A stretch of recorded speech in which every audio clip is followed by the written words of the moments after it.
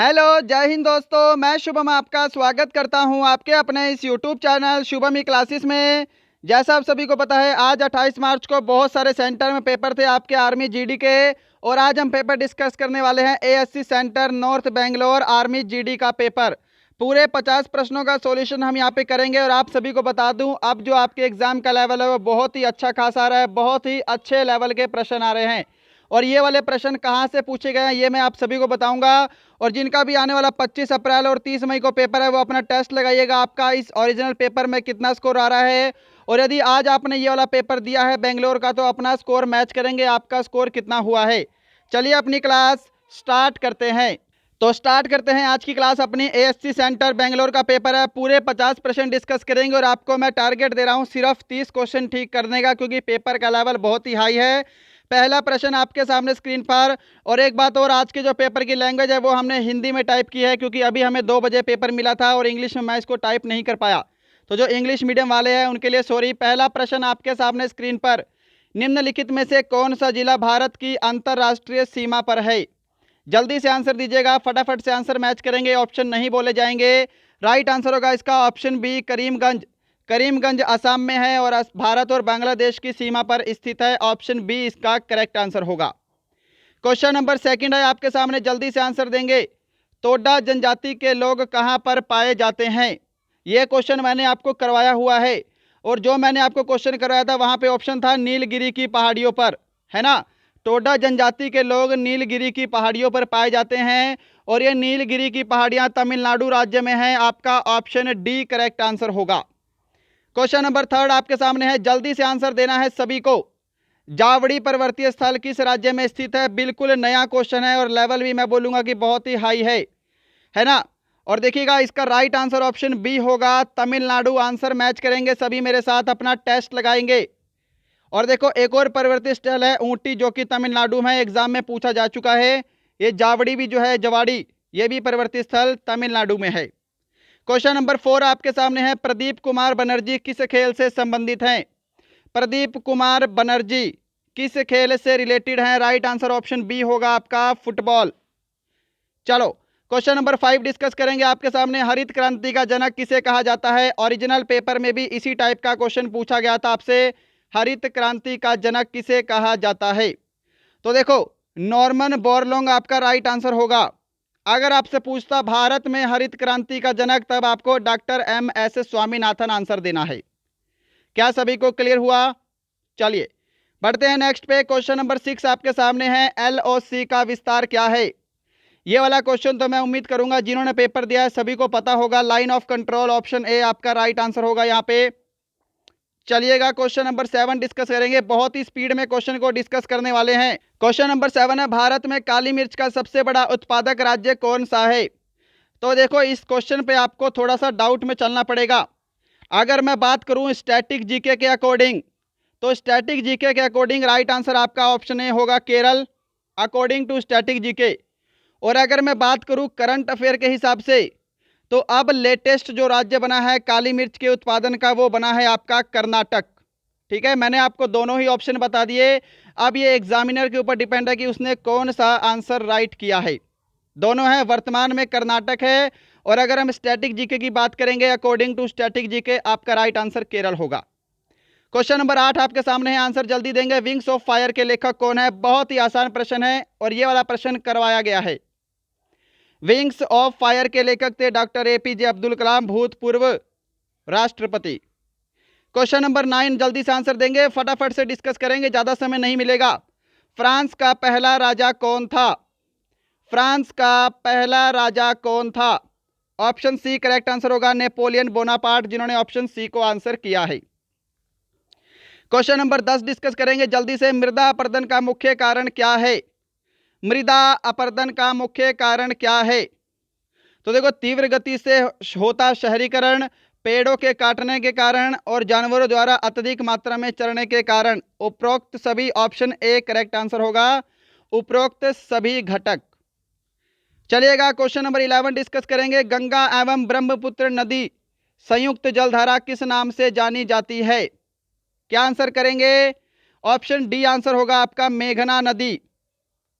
Question number 12 आपका जल्दी से आंसर देंगे। केंद्रीय फिल्म निर्माण संस्था भारत सरकार के किस मंत्रालय के अधीन आती है? अच्छे लेवल के प्रश्न पूछे गए हैं और ये जितने भी प्रश्न है ये आपके एसएससी और रेलवे के एग्जाम में बार बार पूछे गए हैं। वो वाले प्रश्न आपके इस बार आर्मी में आए हैं। तो जो भी आर्मी की तैयारी कर रहे हैं उन सभी को बता दें कि एसएससी और रेलवे के प्रश्नों पर अब निगाह मारनी शुरू कर दो। जो पुराने प्रश्न है वो तो आपने अच्छे से पढ़ ही लिए होंगे, है ना। अब नए प्रश्नों पर भी ध्यान देंगे हम। अपनी जो हमारी क्लास आएगी आने वाली उसके अंदर हम इन प्रश्नों की प्रैक्टिस करवाएंगे ताकि आपके जो हाई लेवल के क्वेश्चन है वो भी कवर हो सकें और साथ साथ जो पुराना लेवल है वो भी आपका चलता रहेगा। Got it. तो जिनका ये 25 अप्रैल को पेपर है, 30 मई को पेपर है, हमारे साथ जुड़े रहना। बिल्कुल लेटेस्ट पैटर्न हाई लेवल की तैयारी अब आपको करवाई जाएगी।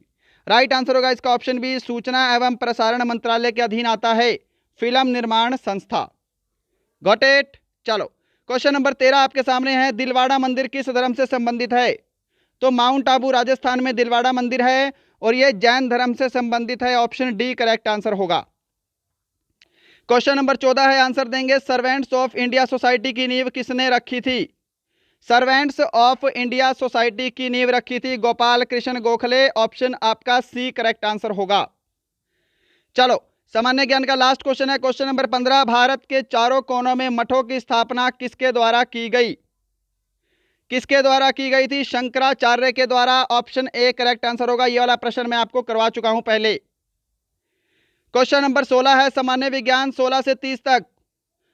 16 से 30 तक है, अस्थायी निकायों के नियमों को डैश द्वारा खोजा गया। और देखिए अगर हम इसको इंग्लिश में पढ़ेंगे तो इसको इंग्लिश में हम क्या बोलते हैं? Law of floating. Law of floating, है ना। तो ये खोजा गया था आर्किमिडीज के द्वारा। ऑप्शन बी आपका राइट आंसर होगा। क्वेश्चन नंबर 17 है आपके सामने, आंसर जल्दी से सभी का मुझे चाहिए। वल्कनाइज्ड रबड़ का आविष्कार डैश द्वारा किया गया। देखो 28 फरवरी को पेपर हुआ था, पूछा था कि रबड़ के वल्कनीकरण के लिए किसका इस्तेमाल किया जाता है? सल्फर का। और आज पूछा है वल्कनाइज्ड रबड़ का आविष्कार किया गया था चार्ल्स गुड ईयर के द्वारा। ऑप्शन ए करेक्ट आंसर होगा। ये सभी प्रश्न आपके एसएससी और रेलवे की विभिन्न परीक्षाओं में पूछे गए हैं। निम्नलिखित तत्वों के बीच में ध्वनि सबसे तेज चलती है। सबसे अधिक ध्वनि किसमें होगी? तो स्टील आपका करेक्ट आंसर होगा। ठोस में ध्वनि की चाल सबसे अधिक होती है। क्वेश्चन नंबर 19 है आपके सामने, चाय का वनस्पति नाम क्या है? ये क्वेश्चन नया है जी, ये क्वेश्चन नया है, इसके लिए मुझे गूगल करना पड़ा था। इसका राइट आंसर होगा ऑप्शन ए कैमिलिया सिनेंसिस। जिन्होंने ऑप्शन ए को आंसर दिया है उनका आंसर करेक्ट है। अपना टेस्ट लगाइएगा। टारगेट सिर्फ मैंने 30 प्रश्नों का दिया है आपको, ओनली 30 प्रश्न। और जिसने एग्जाम में भी 30 प्रश्न किए हैं उसका 100 का फिजिकल है, उसका 100 का फिजिकल है, तो उसका सिलेक्शन 100% कन्फर्म है। बहुत ही कम कट ऑफ जाएगी इसकी। बंदूक से छोड़ी गई गोली में क्या होता है? जल्दी से बताइएगा। तो जो गोली बंदूक से छूट गई उसके अंदर सिर्फ और सिर्फ गतिज ऊर्जा होती है। ऑप्शन आपका डी करेक्ट आंसर होगा। गतिज ऊर्जा का सूत्र भी आ सकता था हाफ mv²। चलिएगा क्वेश्चन नंबर 21। डायलिसिस का प्रयोग डैश के इलाज में किया जाता है। यह क्वेश्चन करवाया गया है, अभी लेटेस्ट करवाया है 3-4 दिन पहले। डायलिसिस का प्रयोग किया जाता है गुर्दे की निर्बलता में, किडनी फेलियर में। ओके चलो नेक्स्ट है क्वेश्चन नंबर 22 आपके सामने। पत्तियों में मौजूद हरे रंग वर्णक को डैश कहते हैं। ये तो आसान सा है। ऑप्शन ए करेक्ट आंसर होगा क्लोरोफिल। क्वेश्चन नंबर 23 आपके सामने है, कार्बन का सबसे कठोर रूप क्या है? सबसे कठोर रूप कार्बन का क्या होता है? आसान प्रश्न है, बहुत बार आपके एग्जाम में ये तो पूछा गया है। हीरा। ऑप्शन ए करेक्ट आंसर होगा। क्वेश्चन नंबर 24 है जी आपके सामने, ग्रीन हाउस प्रवाह मुख्य रूप से वायुमंडल में वृद्धि की वजह से है। ग्रीन हाउस जो प्रवाह में वृद्धि है वो किस गैस की अधिकता के कारण है, ये पूछा है। जल्दी से आंसर दीजिएगा। मैं समय आज बिल्कुल नहीं दूंगा, अभी हमें गणित सोल्व करना है। गणित में भी अच्छे अच्छे प्रश्न पूछे गए हैं और मैथ में बोलूंगा आसान लेवल का था। ऑप्शन बी करेक्ट आंसर होगा। कार्बन डाइऑक्साइड की अधिकता से ग्रीन हाउस गैस में अधिक वृद्धि हुई है। क्वेश्चन नंबर 25 है, आंसर देंगे। खारे पानी की सांद्रता मापने के लिए इस्तेमाल किए जाने वाले उपकरण कौन सा है? खारे पानी की सांद्रता मापने के लिए इस्तेमाल किए जाने वाला उपकरण, ऑप्शन ए राइट आंसर होगा, सेलिनोमीटर। आंसर मैच करते जाइएगा। क्वेश्चन नंबर 26 है, लेंस डैश से बनते हैं। तो देखिएगा, लेंस हो गया आपका, बल्ब हो गया, ये किससे बनते हैं? फिलेंट कांच से बनते हैं। ऑप्शन सी आपका करेक्ट आंसर होगा। जिन्होंने ऑप्शन सी को आंसर दिया है उनका आंसर बिल्कुल करेक्ट है। क्वेश्चन नंबर 27 है, डैक्टिलोलॉजी, डैक्टिलोग्राफी का अध्ययन है। ठीक है, इसका राइट आंसर होगा ऑप्शन ए फिंगरप्रिंट। डैक्टिलोग्राफी है ये, डैक्टिलोग्राफी है ना, हिंदी में लिखने में मिस्टेक हुई है, डिक्टेलोग्राफी। ये फिंगरप्रिंट का अध्ययन होता है। क्वेश्चन नंबर 28 है, आपके सामने आंसर देंगे। इन्वर्टर एक ऐसा उपकरण है जो परिवर्तित करता है। इन्वर्टर ऐसा उपकरण है जो डीसी को एसी में परिवर्तित करता है। ऑप्शन डी राइट आंसर होगा। Direct current two alternative current, option D आपका करेक्ट आंसर होगा। क्वेश्चन नंबर 29 का आंसर देंगे। पोटेशियम कार्बोनेट का सामान्य नाम क्या है? थोड़ा सा प्रश्न कटा हुआ है, इसको आप एडजस्ट करिएगा प्लीज। पोटेशियम कार्बोनेट का सामान्य नाम होता है पोटाश, ऑप्शन बी। इसको पोटाश के नाम से भी जाना जाता है। नेक्स्ट है प्रश्न नंबर 30 आपका, सामान्य विज्ञान का लास्ट क्वेश्चन। 295 केल्विन का तापमान डैश के बराबर होता है। तो देखो, इसको बाद में सॉल्व करवाएंगे। इसका राइट आंसर मैच कर लेना, ऑप्शन बी होगा 71.33 डिग्री फ़ारेनहाइट। जो एग्जाम देख रहे हैं वो आंसर मैच कर लेंगे, है ना। अब देखो, इसके ऊपर आपको मैं क्वेश्चन कराऊंगा अपनी आने वाली क्लासेस में कि डिग्री सेल्सियस को कैसे फ़ारेनहाइट में बदलेंगे, कैसे फ़ारेनहाइट को डिग्री में बदलेंगे, कैसे डिग्री को केल्विन में बदलेंगे। सिंपल सा फॉर्मूला होता है इसका। तो यहाँ पे आपके सामान्य ज्ञान, सामान्य विज्ञान कंप्लीट। गणित के प्रश्नों पे नजर डालते हैं, कैसे कैसे क्वेश्चन पूछे गए थे। कॉपी पेन लेकर बैठिएगा, कंप्लीट सॉल्यूशन करना है सभी को। 31 नंबर क्वेश्चन का आंसर देंगे जल्दी से। ए और बी एक काम को 10 दिन और 15 दिन में पूरा करते हैं। यदि ए काम शुरू करता है और दोनों एक दिन छोड़ छोड़कर काम कर रहे हैं तो काम कितने दिन में खत्म हो जाएगा? तो बढ़ते हैं सॉल्यूशन पे। देखिएगा, ए किसी काम को 10 दिन में करता है और बी उसी काम को 15 दिन में करता है। यदि मैं इनका एलसीएम ले लूं जो कि 30 होगा, और ये 30 क्या है? टोटल वर्क हो गया।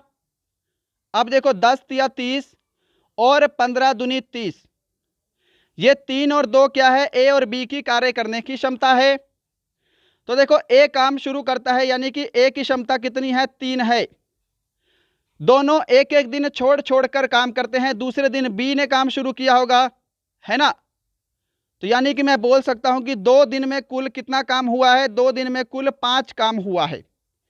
2 दिन में कुल 5 यूनिट काम हुआ है। पहले दिन ए ने काम किया है 3 यूनिट, दूसरे दिन बी ने 2 यूनिट काम किया है। समझ पा रहे हो इतना? देखो, 2 दिन में कितने यूनिट काम हुआ है? 5 यूनिट। टोटल काम कितना है? 30 है। 30 यूनिट कैसे पहुंचोगे? यदि मैं 5 को 6 से गुणा कर दूं तो कितना हो गया? 30 यूनिट काम हो गया। तो 6 को फिर इधर भी गुणा करना पड़ेगा, तो 12 दिन में पूरा काम खत्म हो जाएगा। 30 यूनिट आपका ऑप्शन डी करेक्ट आंसर होगा। क्या सभी ने सही आंसर दिया है? ऑप्शन डी आपका करेक्ट आंसर होगा। चलिएगा, क्वेश्चन नंबर 32 आपके सामने है। सिंपल सा प्रश्न। 7 लड़कों की आयु का औसत 20 वर्ष है। यदि पहले 6 लड़कों की आयु का औसत 19.5 वर्ष है तो 7वें लड़के की आयु कितनी होगी? तो देखो जी, यहाँ पे 7 लड़के हैं। यदि मैं 7 को 20 से गुणा कर दूं तो 140 क्या आएगा? 7 लड़कों की टोटल आयु। अब बोल रहा है कि जो 6 लड़के हैं उनकी आयु का औसत आयु कितनी है? 19.5 वर्ष है। यानी कि इसको मैं क्या लिख सकता हूं? 39/2 लिख सकता हूं, है ना। 19 दूनी 38 और 1 39/2। अब इनको गुणा करेंगे तो कितना आएगा? 2 तिया 6 और यहाँ पे आएगा 9 तिया 27 का 7 हासिल 2, 3 तिया 9 और 2 11, 117। तो यहाँ पर जो 6 लड़कों की टोटल है वो कितनी है? 117 है। 7वें की निकालनी है तो 140 में से आपको 117 को माइनस कर देना है, आपका राइट आंसर आ जाएगा। 10 में से 7 गए 3 और 3 में से 1 गए 2, 23 वर्ष। ऑप्शन सी आपका करेक्ट आंसर होगा, जिन्होंने ऑप्शन सी को आंसर किया है। चलिएगा, बढ़ते हैं क्वेश्चन नंबर 33 पर आपके सामने स्क्रीन पर जल्दी से आंसर देंगे। सिंपल सा प्रश्न पूछा गया है, गणित और रीजनिंग आपसे आसान पूछी गई है। तो देखो 5 गुणा 5 कितने होते हैं 25, फिर 25 को 5 से गुणा किया है 125, फिर 125 को 5 से गुणा करेंगे 625। ऑप्शन आपका बी करेक्ट आंसर होगा। क्वेश्चन नंबर 34 है आपके सामने, आंसर जल्दी से देते चलिए। एक बहुभुज के 44 विकर्ण हैं तो भुजाओं की संख्या बताओ। भाई साहब सिंपल सा प्रश्न है। देखो आप इसको दो तरीके से कर सकते हो, आप इसको ऑप्शन से भी कर सकते हो। सबसे पहली बात, मैंने आपको पिछली बार बताया था कि कोई बहुभुज है उसके विकर्ण का सूत्र क्या होता है, n गुणा n-3/2। ये क्या होता है, विकर्ण निकालने का सूत्र होता है। ठीक है, अब यहां पर देखिएगा विकर्णों की संख्या आपको कितनी दे रखी है, 44 दे रखी है। आप क्या करो, इसको ऑप्शन से भी कर सकते हो। वैसे इसका राइट आंसर ऑप्शन ए होगा। अब मैं आपको ऑप्शन से करके दिखाता हूं कैसे करेंगे, फिर मैं आपको बेसिक भी बताऊंगा इसका। यदि मैंने 11 आंसर मान लिया तो n की वैल्यू 11 है, यानी कि 11 गुणा 11 - 3 8 और डिवाइड बाई 2, 2 से कैंसिल करेंगे, 2 चौके 8 और 11 चौके 44। विकर्णों की संख्या कितनी आ गई, 44 आ गई। आप ऐसे ऑप्शन से भी कर सकते हो इसको, अगर आपको यह सूत्र पता है तो। और यदि सूत्र नहीं पता तब मैं आपको थोड़ा सा हिंट दे देता हूं आपको कैसे करना है, बाकी सवाल आप इसको खुद से सोल्व कर लेना, है ना। देखो विकर्णों की संख्या कितनी है जी, 44 है ना। और n को n से गुणा करेंगे तो n² - 3n डिवाइड बाई 2 हो जाएगा। 2 इधर जाके 44 में गुणा होगा तो ये 88 हो जाएगा, बराबर n² - 3n। अब इसको क्या करो, इसको आप समीकरण में कन्वर्ट कर लो, क्वाड्रेटिक इक्वेशन बना लो। इसको हम ऐसे लिख सकते हैं क्या कि n² - 3n - 88 is equal to 0। आपकी क्वाड्रेटिक इक्वेशन बन गई। और इसको आपको अब सोल्व कर लेना है तो आपका आंसर कितना आएगा, 11 आ जाएगा। समझ रहे हो, ये अपने आप कर लेना, क्वाड्रेटिक इक्वेशन आपको सोल्व करना आता होगा। मैंने आपको दोनों तरीके बताए हैं। चलिए क्वेश्चन नंबर 35 डिस्कस करते हैं जल्दी से, कि 1589 मिलीग्राम को ग्राम में बदलो। जल्दी से करवा रहा हूं। देखो 1 ग्राम क्या होता है, 1000 मिलीग्राम।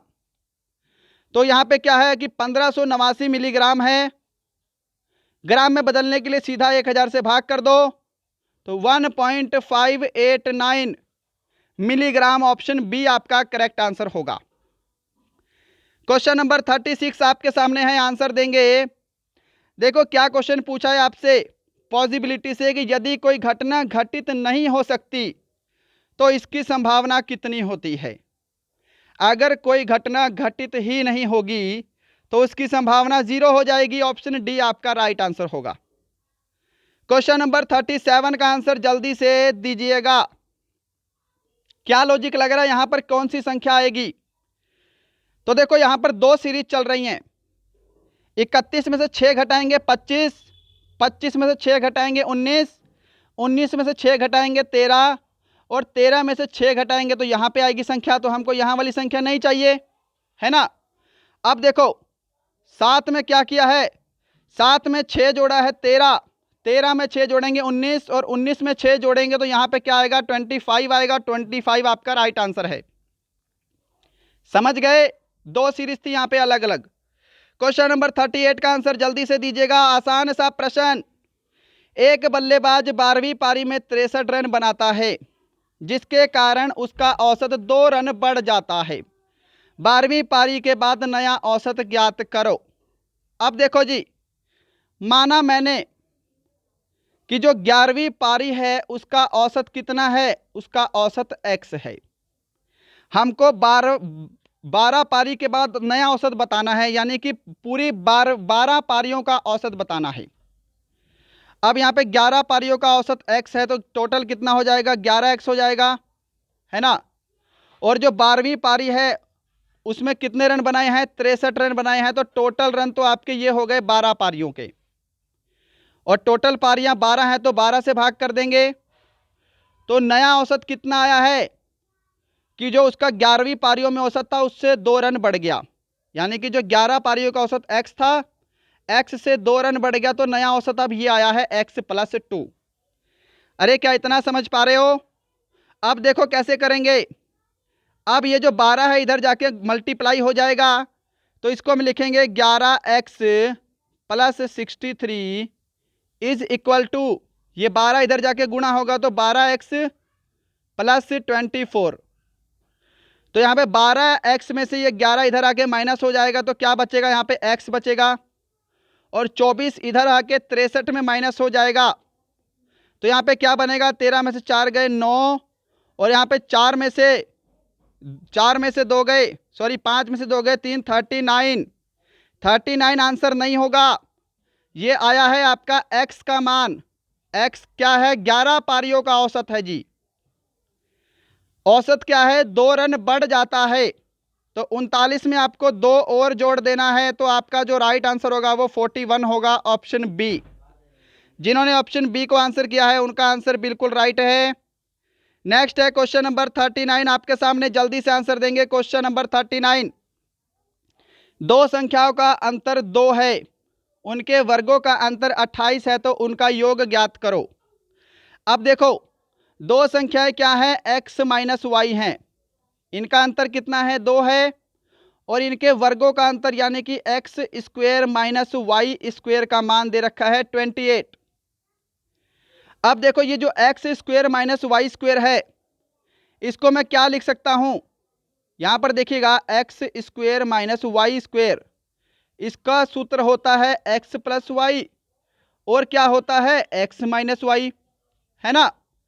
तो एक्स माइनस वाई का मान हमको 2 दे रखा है, x square minus y square कितना है? 28 है, हमको एक्स प्लस वाई का मान निकालना है, तो 2 से भाग कर दो, यहाँ पे 14x प्लस वाई का मान आ जाएगा, इनका जोड़।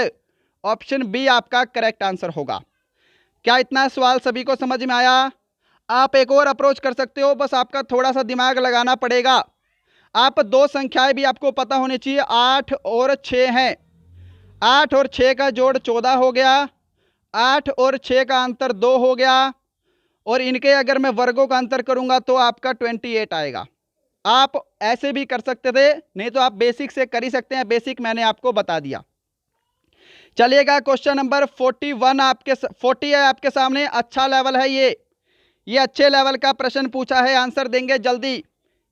कि एक मोटर बोट प्रवाह की दिशा में 9 किलोमीटर यात्रा करने में 2 घंटे का समय लेती है, और प्रवाह की दिशा के विपरीत दिशा में, ध्यान रखिएगा ये विपरीत है, प्रवाह की दिशा के विपरीत दिशा में वही दूरी 6 घंटे में तय करती है, तो बोट की चाल किलोमीटर प्रति घंटा में प्रवाह में और प्रवाह के विपरीत क्या होगी, यही पूछा है।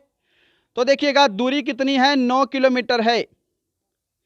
क्या कह रहा है कि प्रवाह की दिशा में, यानी कि प्रवाह की दिशा में हम x प्लस वाई लिखते हैं, 2 घंटे में तय करती है।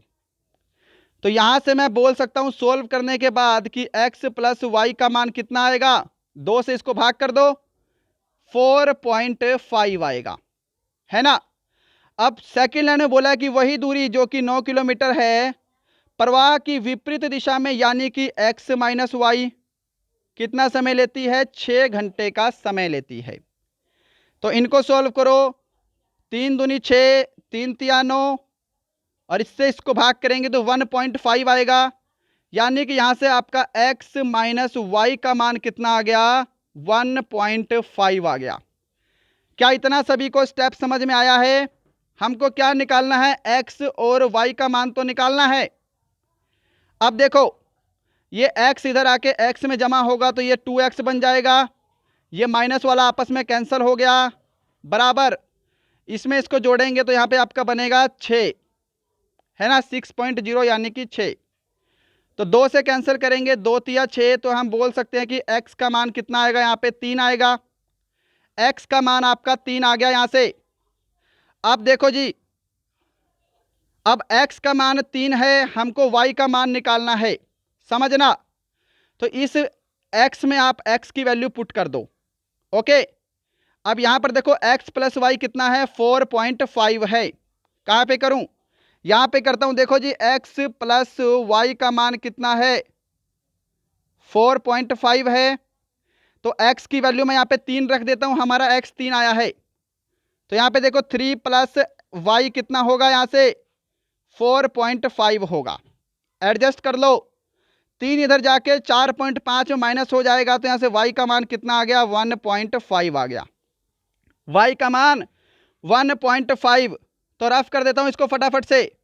x का मान 3 है हमारा और y का मान कितना है, y बराबर 1.5। ऑप्शन आपका बी करेक्ट आंसर होगा, 3 और 1.5। चलिएगा क्वेश्चन नंबर 41 आपके सामने है, जल्दी से आंसर देंगे। सिंपल सा प्रश्न पूछा गया था, परमुटेशन कॉम्बिनेशन से अराइज शब्द के अक्षरों को कितनी बार व्यवस्थित किया जा सकता है। तो देखिएगा अराइज में कितने शब्द हैं, ARISE 5 अक्षर है ना। तो यानी कि आपको 5 फैक्टोरियल का मान निकालना है बस। 5 फैक्टोरियल को कैसे लिखेंगे, 5 गुणा 4 गुणा 3 गुणा 2 गुणा 1। इसको सोल्व कर दो बस। 5 चौके 20, 20 तिया 60, 60 दूनी 120 आपका करेक्ट आंसर होगा, ऑप्शन बी।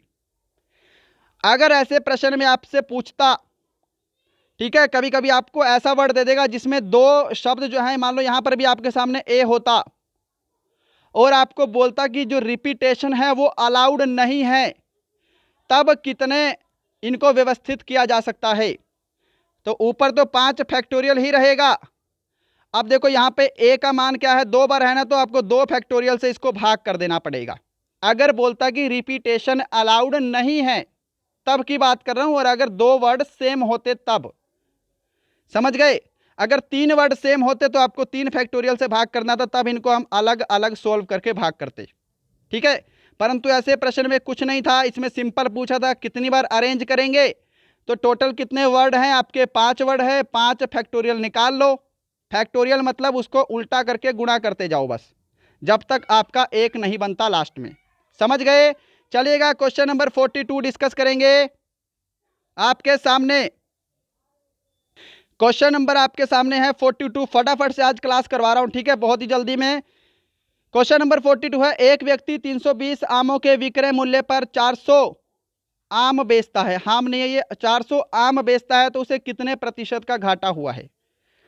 तो देखो जी 320 रुपए का उसका विक्रय मूल्य था, परंतु उसने उस पर 400 आम बेच दिए। तो सिंपल सा प्रश्न है, कितने का घाटा हुआ है, 80 का घाटा हुआ है।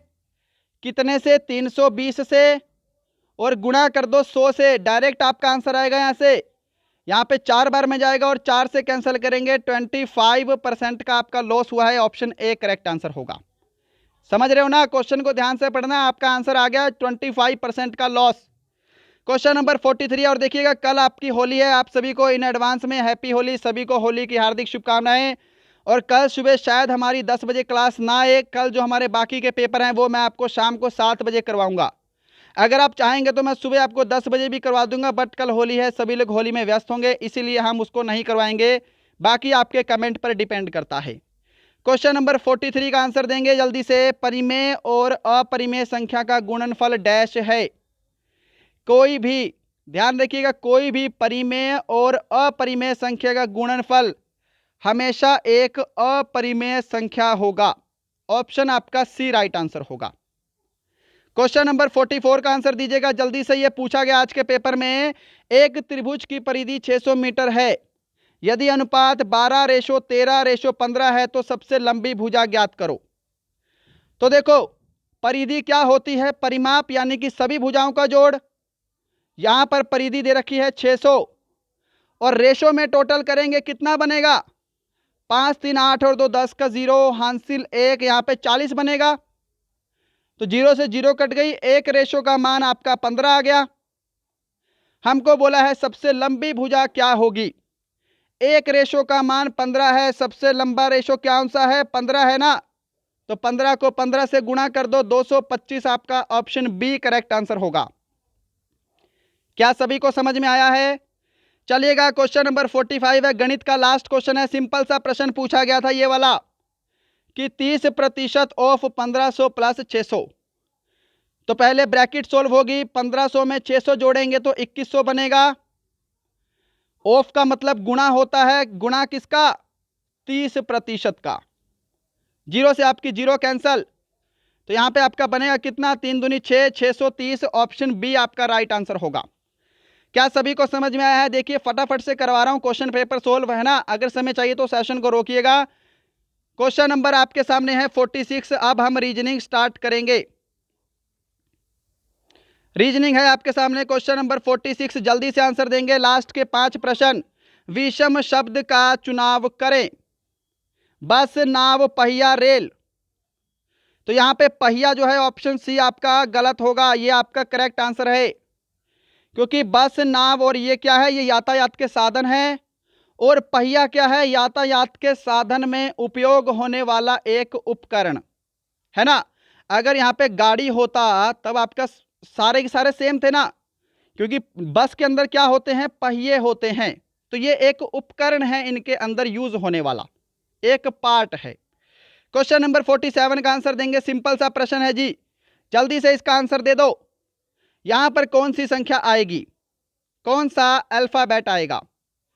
तो देखिएगा, ए के बाद बी है, बी के बाद क्या है? एक अक्षर छोड़ा है सी, फिर डी आ गया, और डी के बाद आपको ई और एफ 2 अक्षर छोड़ने हैं, यहां पर आपका जी आएगा। जी के बाद क्या है? 3 अक्षर छोड़ने हैं, एच आई जे, फिर आपका यहां पे के आ रहा है। के के बाद अगर आप 4 अक्षर छोड़ेंगे, एल एम एन ओ, तो फिर आपका क्या आ रहा है? यहां पे पी आ रहा है। यानी कि आपका जी जो है वो बिल्कुल परफेक्ट बैठ रहा है इस सीरीज में। ऑप्शन डी आपका राइट आंसर होगा। समझ पा रहे हो ना? चलिएगा क्वेश्चन नंबर 48 डिस्कस कर लेते हैं इसी बात पर। 48 पूछा गया था कि यदि किसी सांकेतिक भाषा में अवेयर को ये लिखते हैं तो उसी कोड भाषा में फ्रेंड को क्या लिखा जाएगा? तो देखो, अवेयर है AWAKE, अवेक है, सॉरी, है ना। अवेक को ये लिखते हैं ZVZJD। अब इसको ध्यान से देखो, आपको बोला है FRIEND, फ्रेंड को कैसे लिखेंगे? तो मैं देख रहा हूं क्या ये सभी के सभी एक माइनस है भाई, है ना। देखो नीचे से देखो, जेड के बाद ए आता है, वी के बाद डब्ल्यू आएगा, फिर जेड के बाद ए, जे के बाद के, डी के बाद ई आता है। समझ गए? ऐसी सीरीज है। नीचे से आप देखो, नीचे से एक एक जोड़ दो बस, यहां ऊपर से एक एक घटा दो, सिंपल है। तो यहां पर देख लो अब क्या होगा। ई के बाद एफ आएगा, क्यू के बाद आर आएगा, एच के बाद आई आएगा, डी के बाद ई आएगा, एम के बाद एन आएगा, सी के बाद डी आएगा। तो EQHDMC, EQHDMC, ऑप्शन सी आपका राइट आंसर हो गया। क्वेश्चन नंबर 49 आंसर देंगे जल्दी से। दिए गए शब्दों को अंग्रेजी वर्णमाला के क्रम में व्यवस्थित कर बताएं। कौन सा शब्द अंतिम से दूसरे क्रम में आएगा? अंतिम से दूसरे क्रम में। तो देखिए, पहले सबसे पहले अल्फाबेट क्या है? बी, तो ये आपका पहले नंबर पे आएगा। अब इनमें आपके जो है वो कंपटीशन है। तो देखो सी क्या है? सभी में है ना। अब देखो सी के बाद क्या है? फिर यहां पे हम एच देखेंगे, दूसरा अल्फाबेट। तो ओ, ई, ओ, इन सबसे पहले तो आपका एच आएगा ना, सॉरी, सबसे पहले आपका हाँ एच आएगा, यहां पे एल है, तो दूसरे नंबर पे आपका क्या आएगा? चेकड आ जाएगा। अब इन तीनों को देखो, इन तीनों में मैं देख रहा हूं क्या? तीसरे नंबर पे आपका क्लियर आएगा, क्योंकि एल के बाद ओ आता है, MNO, तो यहां पे तीसरे नंबर पे आपका क्लियर आ गया। अब इन दोनों में से आपका कोई एक आंसर होगा। सी और ओ दोनों में कॉमन है, एन भी दोनों में कॉमन है। तो देखो पहले क्या है? एस आएगा, फिर आपका टी आएगा, है ना। तो चौथे नंबर पे आपका कॉन्स्टेंटली आएगा, और पांचवें नंबर पे आपका कॉन्ट्रैक्ट आएगा। तो यहां पे ऑप्शन बी करेक्ट आंसर होगा। सेकंड लास्ट में क्या है आपका? कॉन्स्टेंटली होगा। ऑप्शन बी जिन्होंने आंसर दिया है उनका आंसर बिल्कुल करेक्ट है। Got it? क्या सभी ने सही आंसर दिया है? चलिए बढ़ते हैं नेक्स्ट पे। क्वेश्चन नंबर 50 आपके सामने है जी। क्वेश्चन नंबर 50, विषम का चुनाव करें। नाई, दर्जी, बढ़ई, लुहार। तो यहाँ पे जो आपका राइट आंसर होगा वो ऑप्शन ए होगा, नाई। क्योंकि ये जितने भी हैं बाकी दर्जी, बढ़ई और लुहार, इनको जो है काम करने के लिए कच्चे माल की आवश्यकता होती है। अब ये मत बोलना कि दर्जी को कच्चा माल नहीं मिलता। देखो, कपड़े दोगे तभी उसको काटेगा, सिलाई करेगा, तब उनको कपड़ों की शेप देगा। यानी कि जो हम दर्जी को कपड़े देंगे वो एक तरह से कच्चा माल होता है, रॉ मटेरियल होता है। समझ गए। और नाई का क्या है, नाई को किसी भी रॉ मटेरियल की आवश्यकता नहीं पड़ेगी, उसके पास ऑलरेडी कैंची होती है, सब कुछ होता है। समझ गए। तो यहाँ पे ऑप्शन ए आपका नाई बिल्कुल करेक्ट आंसर होगा। तो दोस्तों ये था आपके बेंगलोर का पेपर, आज का 28 जीडी एससी सेंटर बेंगलोर। तो बताइएगा आपका स्कोर आज का कितना है, और जितनों के पेपर रह गए हैं उनके पेपर हम जल्दी से सॉल्यूशन करवा देंगे अपने चैनल पर। सभी को इन एडवांस हैप्पी होली। आप सभी को और आपके परिवार को होली की हार्दिक शुभकामनाएं। मिलते हैं कल शाम को 7 बजे, तैयार रहिएगा। तब तक के लिए जय हिंद, जय भारत।